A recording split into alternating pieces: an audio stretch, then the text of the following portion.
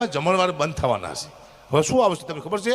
તમે લગ્નમાં જાયશો, કોઈને પાસે ટાઈમ તો છે નહીં, એટલે તમે જાયશો ને એટલે એક ટેબલ પડ્યું છે, એની માથે ચાંદલાની નોટ પડી છે, એમાં ચાંદલો લખતા છે, અને આ બાજુ આવડા મોટા ઇન્જેક્શન પડ્યા છે, દાળ ભાતનું, મોહનથાળનું, શાકનું, દૂધપાકનું, બધાય ઇન્જેક્શન.